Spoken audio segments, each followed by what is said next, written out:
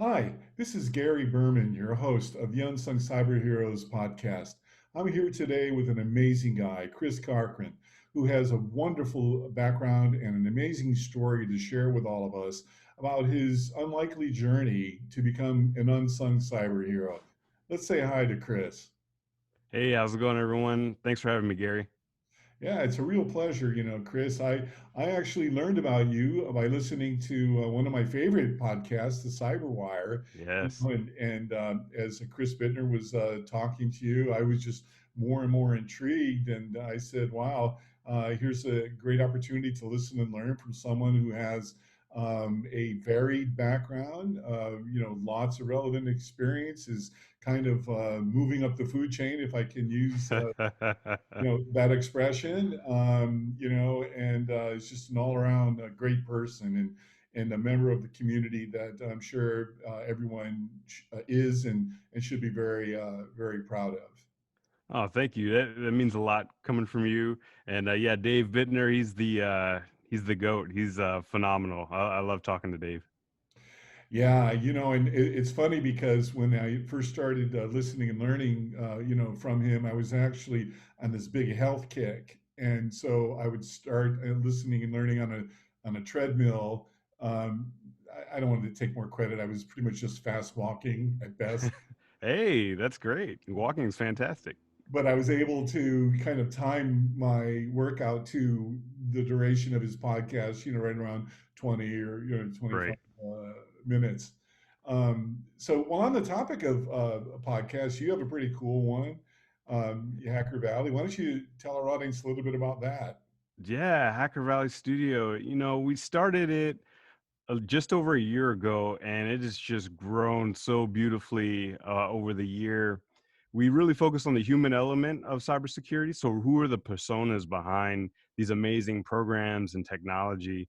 And we figure out what makes them as good as they are. So, some folks are really into fitness, like you were just discussing, and some folks are into mindfulness. And we decided that, we need to look at the whole professional. We need to look at the whole person. And so we look at things like mindfulness. We look at things like fitness. We look at things like leadership. What are leadership skills that we need to cultivate as cybersecurity professionals? Because I believe that cybersecurity professionals are mental athletes with no off season. We're constantly solving problems. We have adversaries. Like not many industries have adversaries, right? But we do, and so we're constantly in this state of combat. And so we thought that focusing on the whole person would be a great way to give back to our community and hopefully spread some knowledge around. And it's incredibly insightful. And by the way, you mentioned combat. Thank you for your service. You were a Marine. Absolutely. Yes. Where did you serve in the Marines? Yeah, so I largely served on the East Coast in Maryland, but then I did do a deployment to Iraq for 7 months in 2009. And are you allowed to describe the nature of what you're doing, or is that confidential? No, so I was Intel Marine, so supporting our missions with information and whatever it took to have that mission be accomplished. It's amazing how now I had the pleasure recently of interviewing a great guy, General Greg Toohill, Yeah. who was the first CISO of the federal government, and Hmm. and he was a general, and one of the things that was really striking about him and about you and about everyone that I've met in the military is, in addition to all the things you would hope for, like discipline and duty and honor and semper fi, you also had this humility about you and about your service. So that's another way of asking you. Can you tell us more about what you did in your assignment? Yeah, sure. So I was at the National Security Agency for about 5 years or so, and so yeah, like I was saying, I just supported all of those troops with our particular brand of information. And yeah, I mean, that's pretty much all I can really go into from that standpoint. After the Marine Corps, I went to United States Cyber Command. I was there for about 4.5 years or so. And there's where I really started getting into, the cyber centric part of my life. and that's where I was doing all sorts of analysis. But what ultimately became threat intelligence as we know it today. Yeah, you were an early on the front tip of the spear, I guess. In that area of threat intelligence. What's your view about the notion of the kind of fifth domain of war? You have the four that we know about, but Right. now we have this cyber war. I mean, you view it in that way?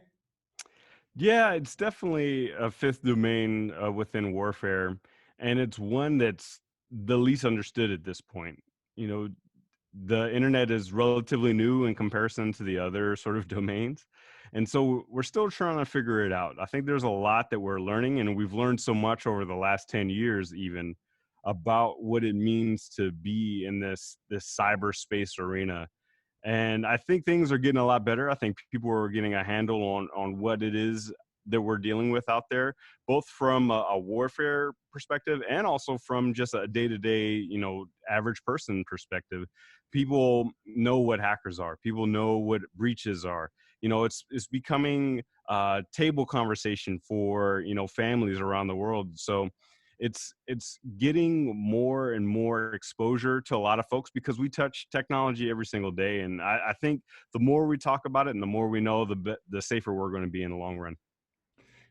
So recently, there have been some cyber world and real world kinetic results. Can what do you think about that? That people, hackers. I use hackers, by the way.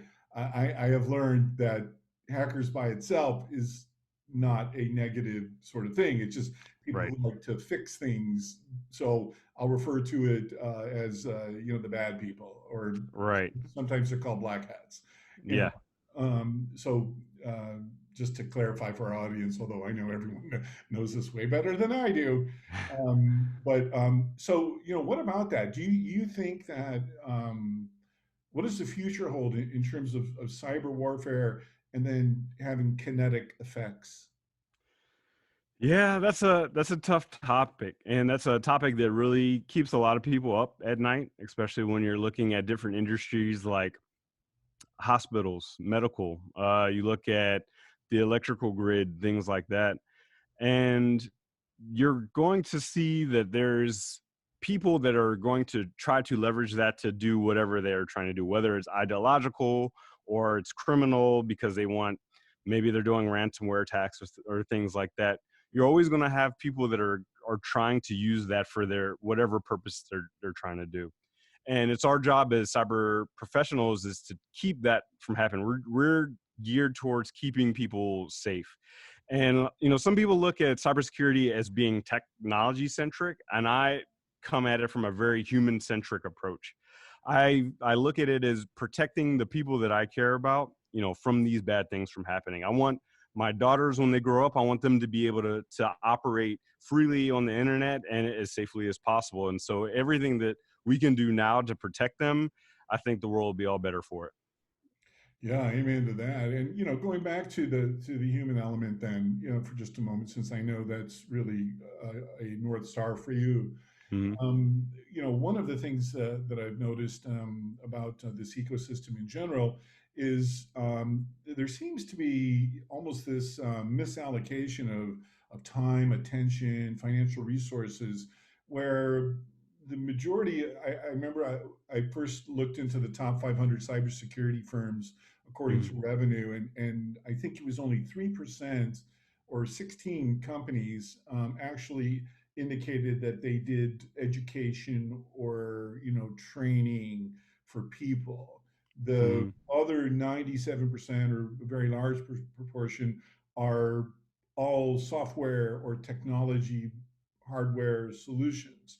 And Mm-hmm. yet, as you're saying, the majority of hacks come from simple human error. Why the seeming reversal of how we should be fighting this battle?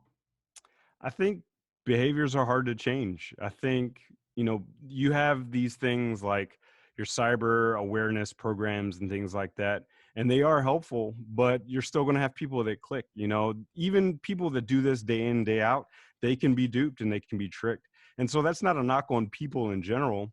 And so you try to fix what you can control the best. And so you have these solutions that are focused on the software component, that are focused on hardware. And the people part is the hardest thing to do. It's really tough. If someone were to come up with a solution that would fix all human, problems about cybersecurity, they'd be a pretty pretty valuable company at this point. And so it's really hard to do. I think the best thing that we can do as a community is just spread awareness through talking about it. There are professional organizations to do training and things like that, and which is fantastic. But the more we can talk to our loved ones about the dangers of phishing, what does it mean when you click on a link? What does that look like? It's I think the more we can get to that, level of conversation, the more people will be like, for instance, my mother-in-law. My mother-in-law is not technical by any means, but through conversations with me, she now knows like, oh, I'm not clicking that link. In fact, she goes overboard and like, I'm not clicking anything that anyone ever sends me, which is not the best case. I'm like, no, there's some things you can click if you're expecting a link and you can hover over it and you see where it's actually taking you, then yeah, click the link. But just the more conversations we can have like that, I think the better. Yeah, that makes a lot of sense. And elderly people, older people are almost sitting ducks for hackers, for the reasons that you just indicated, romance scams, for example. Can you share with us, an example of an interesting kind of threat that you dealt with in your career? Can you share a story or two about blinded, real life cybercrime that you dealt with? Yeah, absolutely. So one thing that happens quite often, and I'll go ahead and touch on the fraud side of the house because that's it's so huge. That's been going on since the internet has been around. I'm a prince that has all this money, but I can't get to it unless you send me the money to be able to grab it. So that type of stuff has been going on forever, and it's only gotten more complex and intricate as time has gone on. And so now you have folks that are using different scare tactics. Sometimes, they used to use like, hey, you're going to get $1 million if you send us money. And now it's getting to more of like scare tactics. Like, we have your information and we're going to send it to all the people that you love if you don't send us X Bitcoin. And so you see those type of things start to change, and you have folks that commit fraud like business email compromise. Sometimes you have business email compromise where the adversary will actually take over like an inbox and request like a transfer somewhere. And then sometimes you just have plain straight up wire fraud where it's completely outside the organization. Nobody has been um, uh, there's no one's been popped or anything like that, but they send an email from an email address that looks similar to the email address of the intended victim, and they say, oh yeah, can you please wire this, we're late on this payment, we have to send it like today. And sometimes that actually works. And so that's really what's been going on a lot lately, is there's a lot of crime that happens, and there are a lot of people getting into the criminal arena to try to make ends meet. And so that presents a unique problem for cybersecurity professionals. I mean, of course, you talk about money, which is obviously, a big incentive, for people to become black hat hackers, just to make money, and they're criminals that have just moved online, is what you're describing. So, what about the financial services industry, or sometimes it's referred to as fintech? Mhm. How are they doing in terms of cybersecurity? And I would imagine they spend a lot of time and money on it. Oh yeah. So fintech or financial services, at least I've had a lot of experience with financial services in the past. But in my experience, they have been some of the most vigilant when it comes to cybersecurity practices. They really, because there's a lot riding on that ability to protect data, the ability to protect people's money, people's information. There's so much riding on that they make that additional investment into making sure all that stays protected. And so I would say, they're one of the more leading industries when it comes to cybersecurity. One of the interesting things that I've observed in this industry is, in a general sense, criminals share information really quite freely, and including templates. Like, you don't even have to know how to code very well. Right. You can buy, hacking as a service. I understand there's even a Yelp kind of rating service, in the unindexed web, or some people call it the dark web or the deep web, Right. which just sounds sort of nuts, but true, and so they share information, but it's not the same in, amongst the white hats, we'll call them, Right. where they're vertically structured because they're competitors and less likely to share horizontally, with competitors. Hmm. How do you think that's going? I imagine it's getting better, but what do you think? So, I mean, it depends on what you mean by better. From a criminal standpoint, wherever you have an opportunity to make money, you have enterprise. And when enterprise is dependent upon how sophisticated and mature you are, obviously there's going to be growth. And so, just like you were talking about with some of those, folks that, there's like a Yelp, or, there's, uh, people for hire, or there's ransomware as a service, things like that. They're businesses. They are like fully fledged businesses, obviously on the legal side of the law, but they do put a lot of work into making sure that their services work, because they don't want to get a bad rep within the underground, because then no one's going to want to use their service. And so they really focus on like giving the best possible service. There was even a time where, this was years ago, where there was a ransomware campaign that was going on, and they had like a customer help like hotline. Like, you could call them like, oh wow, you paid your money but we didn't decrypt your stuff. All right, we'll help you walk through like this entire scenario. And that just like kind of boggles my Yeah, mind, exactly. that there was like a help desk for those folks. And so yeah, you're going to have those enterprises that are going to continue to mature because there's money in it.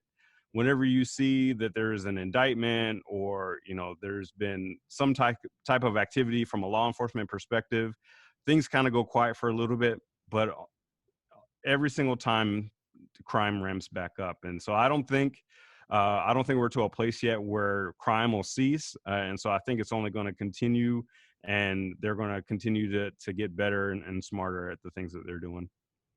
So, I mean, would your view, let's say, 2 years from now, I don't want to say 5 years because that's an eternity. Even 2 years is an eternity in this ecosystem. But, Mhm. what's your prognosis for um, the battle, this epic battle between good and evil? I mean, are the good people going to, continue to prevail a little bit, or are the bad guys going to just eat our lunch?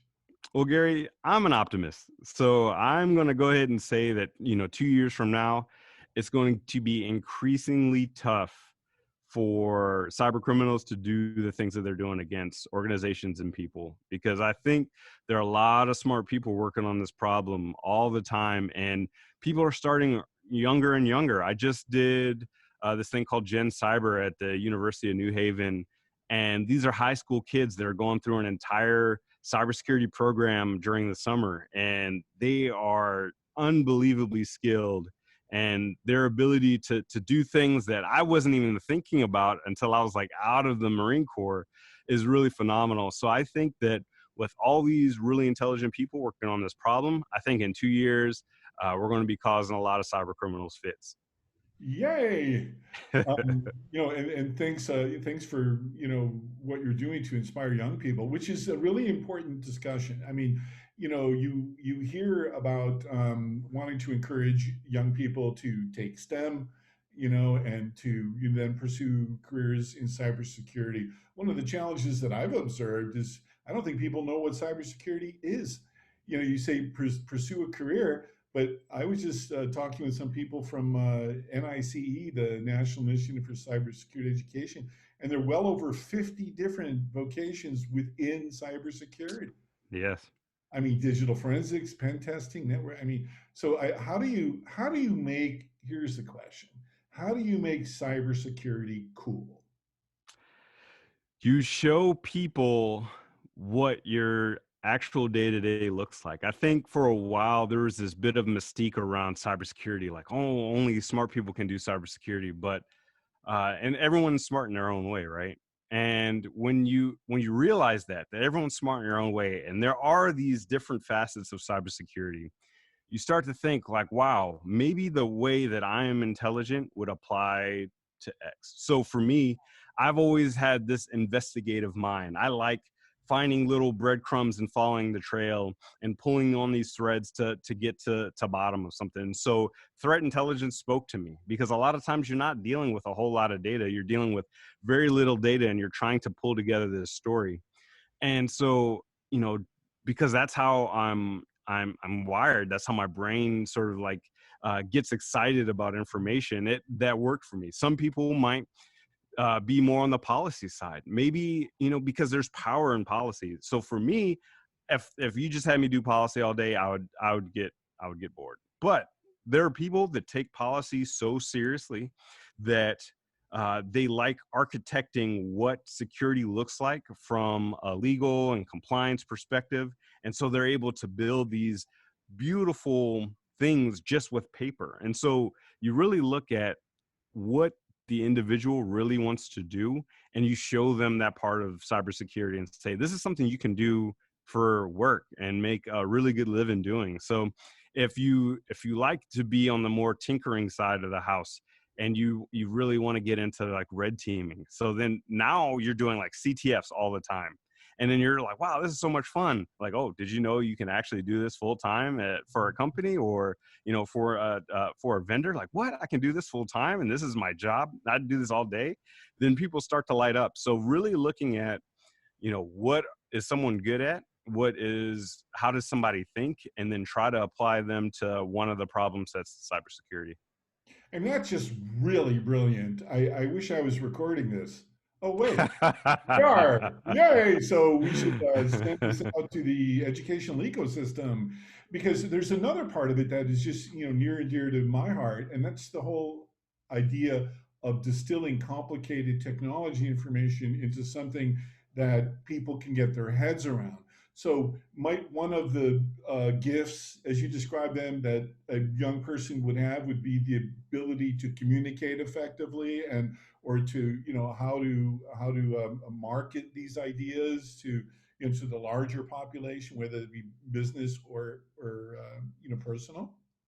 So you touched on such an important point that I think is understated. The ability to communicate with people in whatever medium that you're, you know, reaching out to them is so important. I take my communication very seriously. So, you and I talking right now, and anytime I write anything, I'm even to the point now where I'm like, my text messages need to be succinct and clear, and be able to convey the information that I wanted to convey. And so I think people, if they really focus on their communication skills, I think that makes cybersecurity so much easier. I think that makes work easier, and I think it makes people's lives easier as well. Well, with that in mind, it sounds like a great place to say thank you for taking the time for being with us today. Was there anything else you wanted to amplify or to share with the audience before we Y- leave? Yeah, the only thing I would say is, my passion project is Hacker Valley Studio. And so reach out to us anytime. We're all over LinkedIn, we're on Twitter. Our website is hackervalley.studio, super easy. So we're easy to get a hold of and would love to hear from you.